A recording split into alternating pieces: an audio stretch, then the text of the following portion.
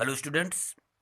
आज हम बायोलॉजी के कुछ इम्पॉर्टेंट पॉइंट्स की चर्चा करेंगे जो जीआईसी लेक्चरर, टीजीटी, पीजीटी आदि एग्जाम के लिए हेल्पफुल हो सकते हैं। कंकाल ऊतक की उत्पत्ति कहाँ से होती है? तो कंकाल ऊतक की उत्पत्ति मीसोडर्म से होती है। मानव शरीर में सर्वाधिक कोलेजन प्रोटीन पाई जाती है। ठीक, पूछा जाए मानव शरीर में कौन सी प्रोटीन सबसे ज़्यादा पाई जाती है, तो कोलेजन प्रोटीन सबसे ज़्यादा पाई जाती है। The number of spinal nerve in rabbit, rabbit में स्पाइनल नर्व की संख्या कितनी होती है? तो ये 37 पेयर्स होती है। मनुष्य में इसकी संख्या 31 पेयर्स होती है। There are 4 cavities within brain cord, brain में 4 कैविटीज होती हैं, जिसे क्या कहते हैं? तो ब्रेन की 4 कैविटीज का नाम सेरिब्रल वेंट्रिकल्स होता है। ठीक, वे ब्रेन में 4 कैविटीज होती हैं जिन्हें सेरिब्रल वेंट्रिकल्स कहते हैं। इन्हें ventricle first, second, third and fourth के नाम से जानते हैं। तो ventricles first and second are called, ventricles first और सेकंड को हम क्या कहते हैं? पैरासील्स कहते हैं, या तो आप इसको लेटरल वेंट्रिकल्स कह सकते हैं। ठीक, वेंट्रिकल्स फर्स्ट एंड सेकंड दोनों को सामूहिक रूप से पैरासील्स कहते हैं या लेटरल वेंट्रिकल्स कहते हैं। एंटेरियरली मतलब अग्रभाग से the lateral ventricles are separated, lateral ventricles separated होते हैं बाय ए थिन मेम्ब्रेन। तो उस थिन मेम्ब्रेन का नाम क्या है? सेप्टम पेलुसिडम नाम है। ठीक, सेप्टम पेलुसिडम के द्वारा अग्रभाग से ये जो लेटरल वेंट्रिकल्स होते हैं वो सेपरेटेड होते हैं।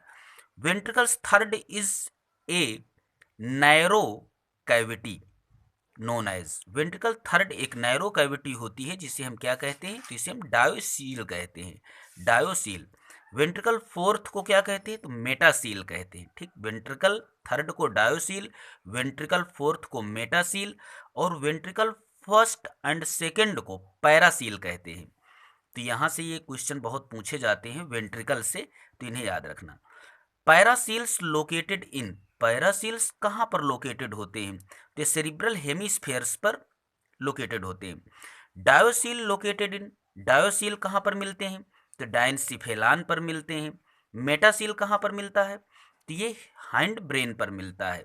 ठीक, मेटासील हाइंड ब्रेन पर, डायोसील डायनसिफेलान पर और पैरासील जो होते हैं वो सेरिब्रल हेमिस्फेयर्स पर मिलते हैं।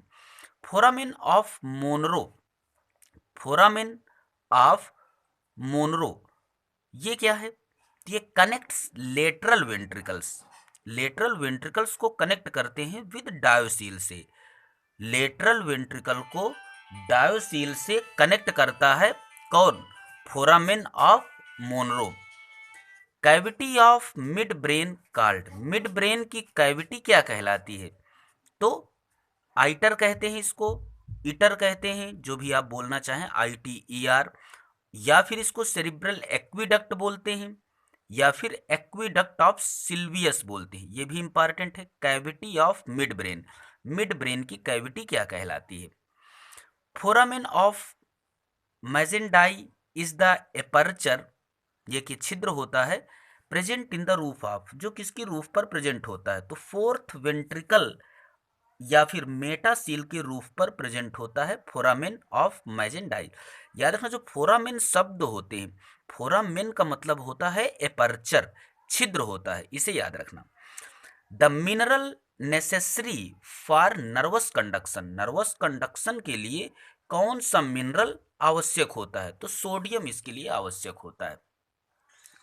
विच is related to vision of rabbit, rabbit में विजन के लिए कौन सा रिलेटेड है, कौन संबंधित है? तो कार्पोरा क्वाड्रीजेमिना, ये कार्पोरा क्वाड्रीजेमिना जो है वो रैबिट के विजन से रिलेटेड होता है।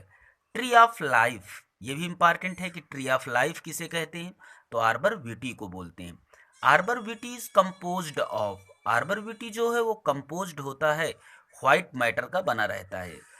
Ependymal cells are found in, ependymal cells जो होता है वो कहाँ पर मिलता है? तो एपेंडाइमल सेल्स ब्रेन पर मिलते हैं। Vomiting centre is located in the, vomiting centre मतलब जो ये उल्टी का केंद्र होता है, जैसे उल्टियाँ आती हैं, तो इसका केंद्र कहाँ पर होता है? तो मेडुला ऑब्लांगेटा में होता है। Body coordination is maintained by, body का कोऑर्डिनेशन किससे मेंटेन रहता है? नर्वस सिस्टम से और एंडोक्राइन सिस्टम से। Cranial nerve found in only amniotes, केवल एमनियोट्स पर क्रैनियल नर्व कौन सी मिलती है? तो hypoglossal.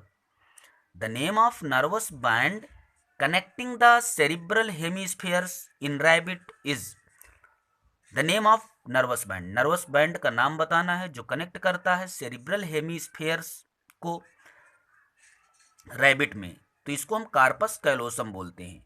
The first spinal nerve of frog is known as, frog की फर्स्ट स्पाइनल नर्व जो होती है उसे क्या कहते हैं? तो उसे हम हाइपोग्लासल बोलते हैं।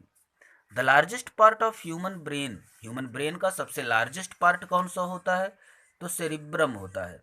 The main cause of paralysis is, paralysis का मेन काज क्या होता है?